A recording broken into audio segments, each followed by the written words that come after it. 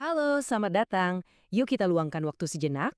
Kali ini bukan untuk belajar hal-hal yang berat, tapi untuk sama-sama menengok ke dalam.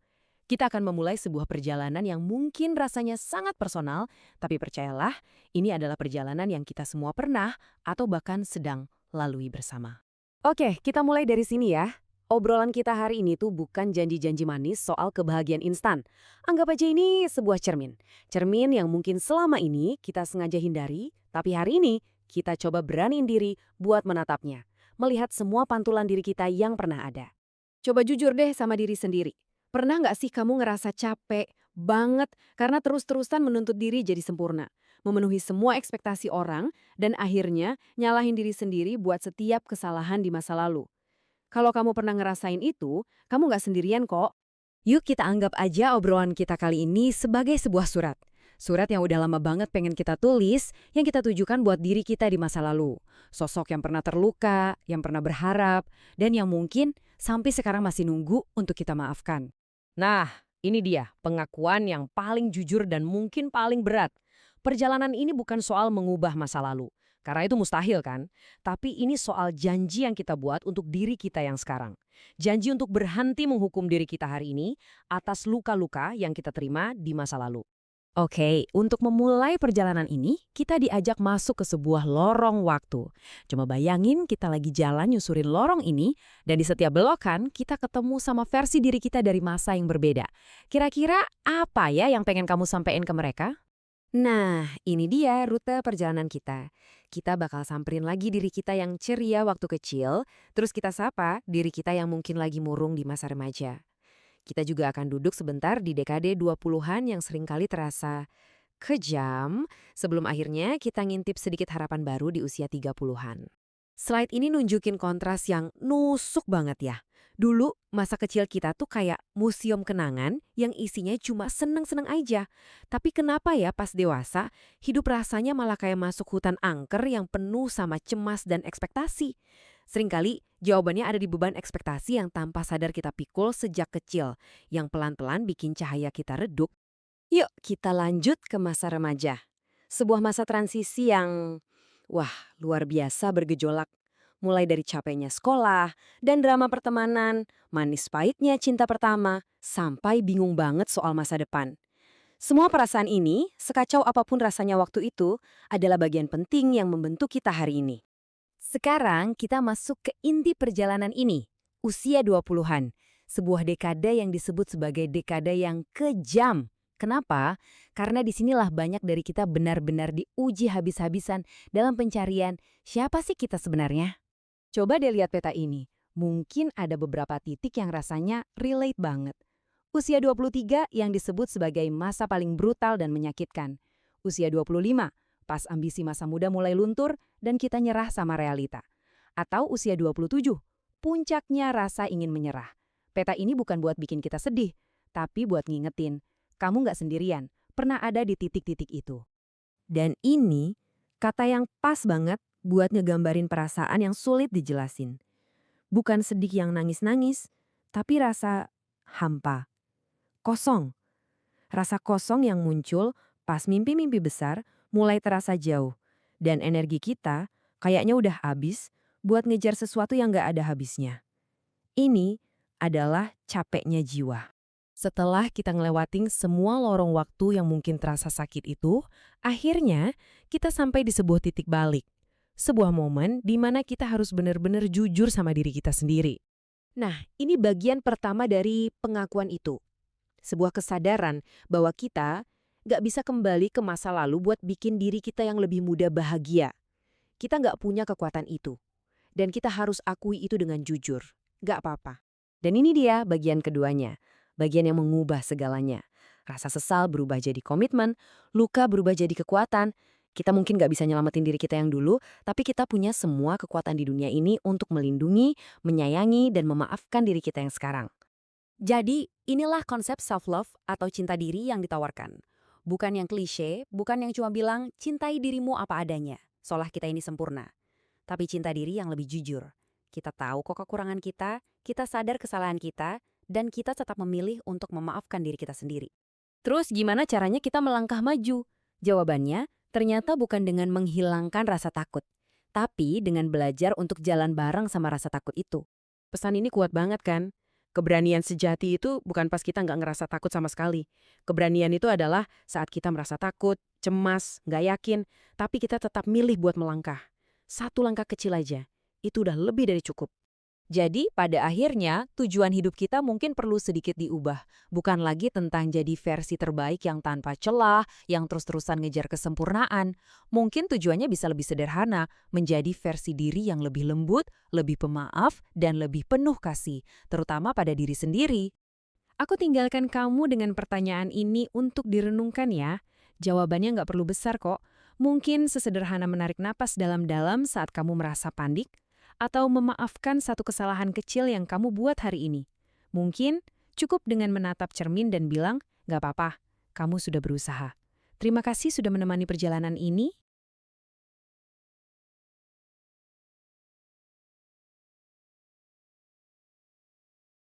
Selamat datang di Mimbar Diskursus.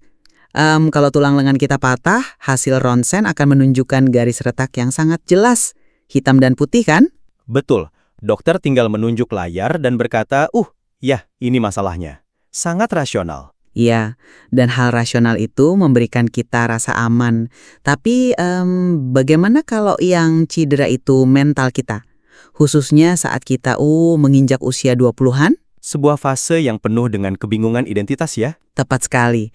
Hari ini kita membedah sebuah pertanyaan sentral yang sering menghantui fase transisi kedewasaan tersebut. Pertanyaannya, apakah memaafkan masa lalu benar-benar efektif bagi kesehatan mental kita saat ini? Atau, jangan-jangan konsep memaafkan tersebut tanpa sadar justru menghambat kemajuan diri kita. Dan diskusi kita hari ini bersumber dari materi buku Sorry My Younger Self, I Can Make You Happy But I Will, karya Alfi Syahrin. Benar, buku ini menawarkan pandangan penyembuhan lewat metafora lorong waktu. Posisi saya di sini jelas. Saya membela pandangan bahwa penerimaan diri dan proses memaafkan masa lalu secara mendalam adalah bentuk paling nyata dari keberanian mental kita. Dan saya mengambil posisi sebaliknya. Dari sudut pandang logika klinis, fokus pada perubahan perilaku atau behavioral change di masa kini seringkali jauh lebih esensial. Terus-menerus memaafkan kegagalan masa lalu rentan berujung pada sekedar, kepasrahan klinis. Oke, saya paham kekhawatiran Anda soal kepasrahan itu. Tapi coba kita lihat dari sudut pandang sentral buku ini dulu. Pemahaman utamanya sama sekali bukan tentang toxic positivity atau melupakan masa lalu demi motivasi instan. Lalu apa premis utamanya? Premis intinya berbunyi, aku tidak bisa membahagiakanmu dulu, tapi aku akan melindungimu sekarang. Wow, itu pernyataan yang cukup berat. Sangat berat dan radikal. Karena ini mengawali segalanya dengan pengakuan atas ketidakberdayaan masa lalu kita. Merefleksikan trauma masa kecil di dalam lorong waktu itu penting karena memaafkan diri sendiri bukan berarti kita berhenti bergerak. Tapi apakah itu tidak menyita terlalu banyak energi yang seharusnya dipakai untuk masa depan? Justru ini adalah mekanisme pelepasan. Pelepasan beban emosional yang sudah kita pikul sejak usia belasan tahun. Tanpa rekonsiliasi ke belakang, kita pada dasarnya hanya berlari dari bayangan kita sendiri di masa kini. Argumen yang sangat empatik, saya menghargai itu. Tapi mari kita bedah realitas mekanismenya di lapangan. Ketika Anda mengatakan rekonsiliasi, itu terdengar indah. Tapi secara klinis, menyadari luka batin memang penting sebagai langkah pertama. Sepakat, itu fondasinya. Ya, tapi menghabiskan terlalu banyak energi kognitif di masa lalu punya harga yang sangat mahal. Kita cuma punya kapasitas mental yang terbatas tiap harinya kan? Jika katakanlah 80% energi Anda habis untuk berdialog dengan diri di masa remaja, Anda mengorbankan kapasitas untuk berfungsi hari ini. Jadi Anda menyarankan kita melupakannya begitu saja? Melupakan masa lalu dalam artian melepaskan keterikatan emosional darinya dan langsung bertindak. Seringkali punya efek terapeutik yang jauh lebih kuat. Ada batas yang sangat tipis, antara memaafkan diri secara tulus dan sekedar pasrah pada keadaan karena kita terlalu lelah untuk berubah. Tapi bukankah mencoba berfungsi di hari ini tanpa melihat masa lalu itu justru melumpuhkan kita? Bagi pendengar, mungkin Anda berumur 24 tahun, baru saja ditolak saat wawancara kerja, dan merasa dunia runtuh. Reaksi yang sangat umum di usia itu. Benar. Pertanyaannya adalah apakah Anda hancur semata-mata karena wawancara itu? Atau karena, ada sistem peringatan di otak Anda yang menyala kembali? Materi ini mengajak kita masuk ke museum kenangan masa kecil secara spesifik di bab belum membanggakan orang tua. Tekanan ekspektasi keluarga. Tepat. Krisis jati diri di usia 20-an tidak muncul dari ruang hampa. Akar kausalitasnya seringkali ada pada kelelahan akademis di usia 15 tahun atau Kebingungan mencari passion di usia 17 tahun ya, ketika dituntut nilai sempurna. persis mencoba bekerja dan berfungsi di usia 24 tanpa menyelesaikan trauma masa remaja itu, ibarat mengemudi mobil sport tapi rem tangannya masih ditarik penuh. Rem tangan. Iya, Anda bisa saja menginjak gas dalam-dalam, itu yang Anda sebut behavioral change tadi, tapi pada akhirnya, mesin Anda akan berasap dan terbakar. Analogi rem tangan yang sangat menarik. Tapi inilah masalahnya dengan menginjak pedal gas melawan rem tangan.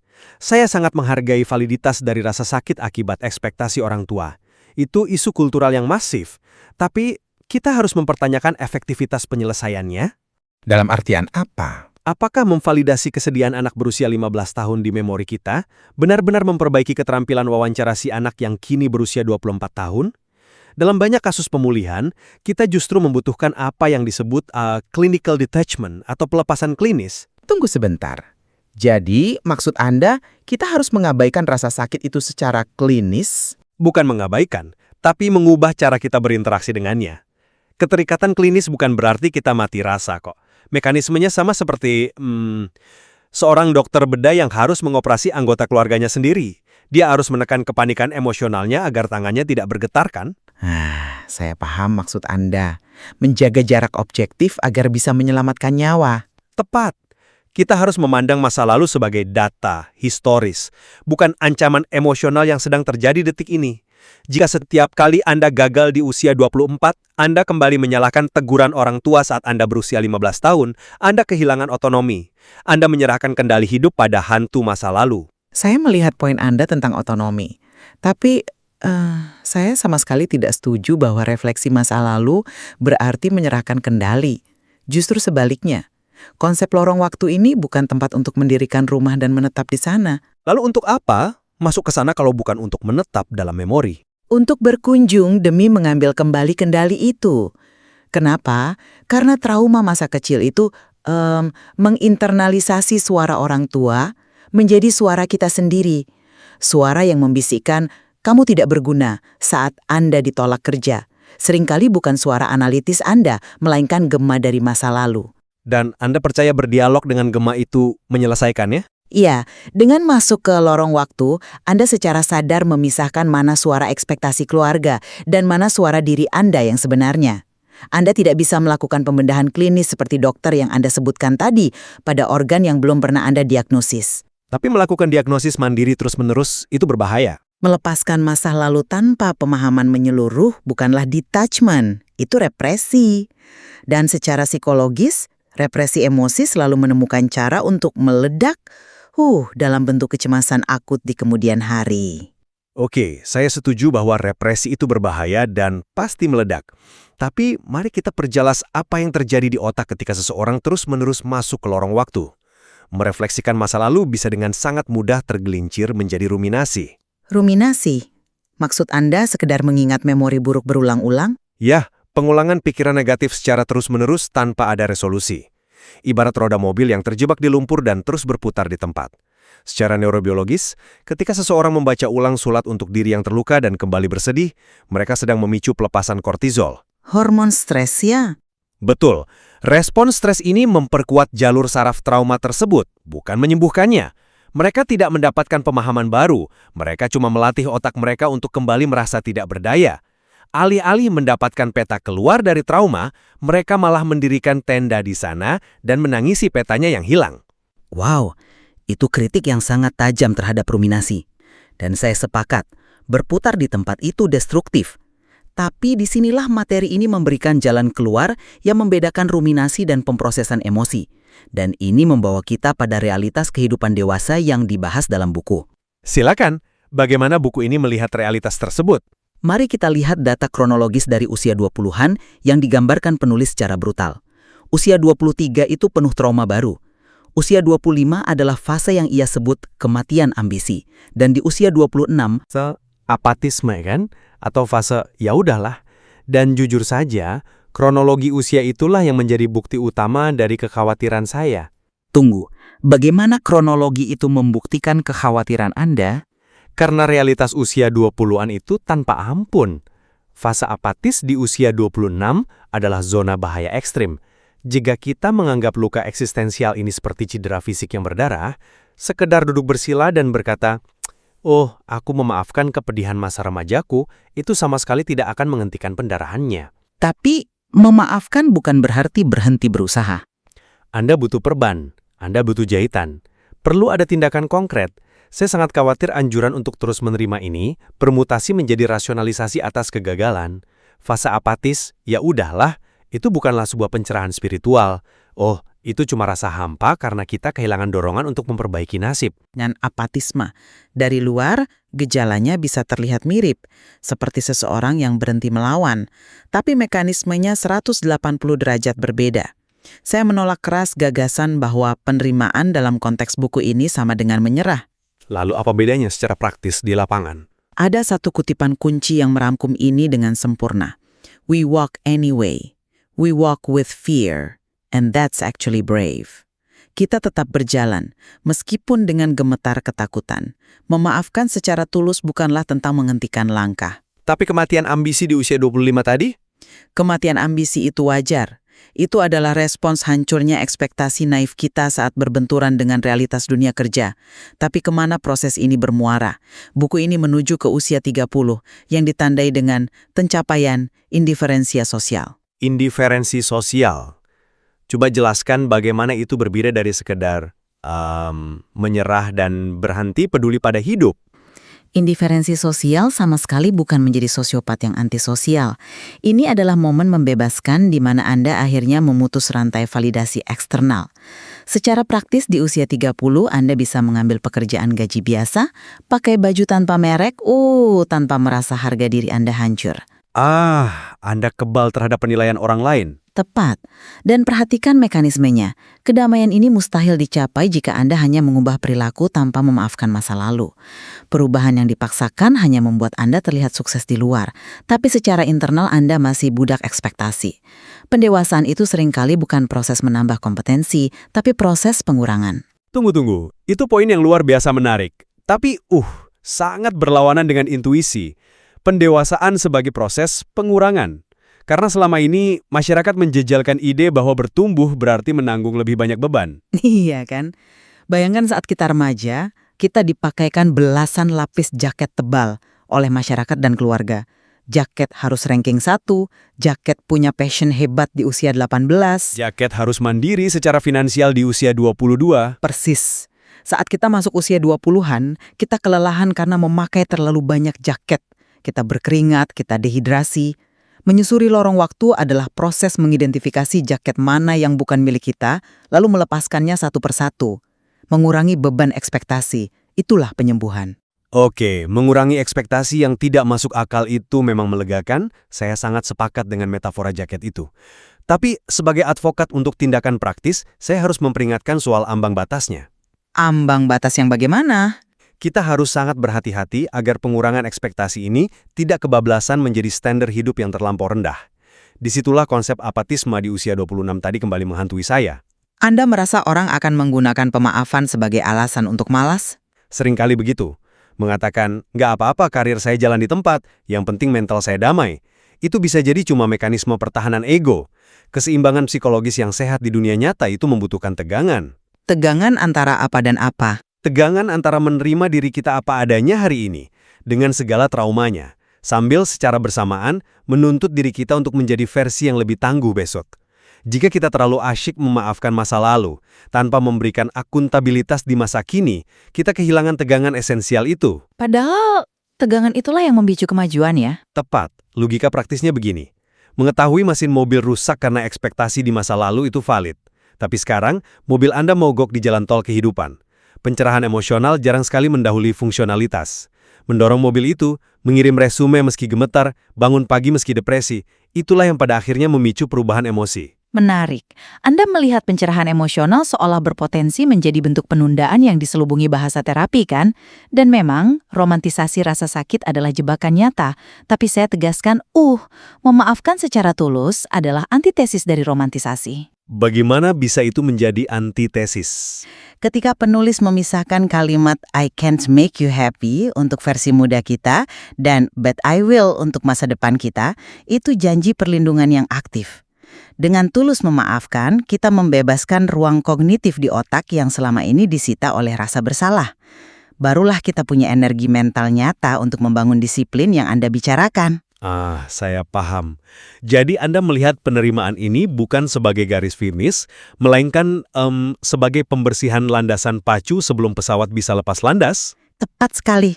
Landasan pacunya harus dibersihkan dulu dari puing-puing masa lalu. Masuk akal. Namun dari sudut pandang saya, terkadang pesawat harus dipaksa lepas landas di landasan yang kotor. Karena kalau kita menunggu semuanya bersih sempurna, kita tidak akan pernah terbang. Dan waktu adalah komoditas yang tak tergantikan. Ya, saat kita mendekati konklusi perdebatan ini, rasanya kita telah membedah lapisan-lapisan kompleks dari proses kedewasaan. Bagi saya, menelusuri masa lalu lewat lorong waktu bukanlah sebuah kemewahan atau penundaan hidup. Ia adalah prasyarat mutlak untuk mencapai keberanian mental di tengah badai usia 20-an. Dan dari perspektif saya, meskipun saya harus mengakui daya tarik psikologis dari melepas jaket ekspektasi tersebut, saya tetap pada kesimpulan klinis saya. Tanpa komitmen absolut pada perubahan perilaku masa kini, konsep memaafkan diri rentan menjadi jebakan romantisasi rasa sakit. Tapi yang paling mencerahkan dari diskusi ini adalah, terlepas dari tajamnya perbedaan pendekatan kita, pandangan kita berkonvergensi di titik-titik krusial. Kita berdua menolak keras narasi toxic positivity yang menyuruh sekedar tersenyum dan lupakan, kan? Sangat sepakat. Kita juga sependapat bulat bahwa beban ekspektasi keluarga yang tidak realistis itu isu kultural yang benar-benar menciptakan krisis struktural bagi dewasa muda kita. Benar sekali. Perbedaan mendasar kita murni berpusat pada proporsi dan sekuensi. Apakah pencerahan masa lalu harus mendahului fungsionalitas masa kini, ataukah tindakan praktis adalah kunci yang pada akhirnya menjinakkan masa lalu? Dan perdebatan kita hari ini justru membuktikan betapa rumitnya lanskap pikiran manusia. Tidak ada intervensi tunggal, tidak ada satu obat yang bekerja sama persis untuk setiap individu. Pada akhirnya, merespon krisis usia 20-an menuntut kebijaksanaan untuk menyeimbangkan kedua perspektif ini. Kami sangat menyarankan Anda untuk mengeksplorasi sendiri materi dari Sorry My Younger Self, I Can't Make You Happy But I Will. Ya, temukan metode penyembuhan yang paling beresonansi dengan anatomi luka Anda sendiri. Saat Anda berdiri di tepi ingatan masa lalu, ingatlah bahwa kompas yang Anda genggam sekarang, baik berupa penerimaan penuh kelembutan maupun komitmen keras untuk mendisiplinkan diri, adalah milik Anda sepenuhnya. Kami meninggalkan Anda untuk menavigasi perjalanan tersebut. Terima kasih telah mendengarkan, dan sampai jumpa di ruang diskursus berikutnya.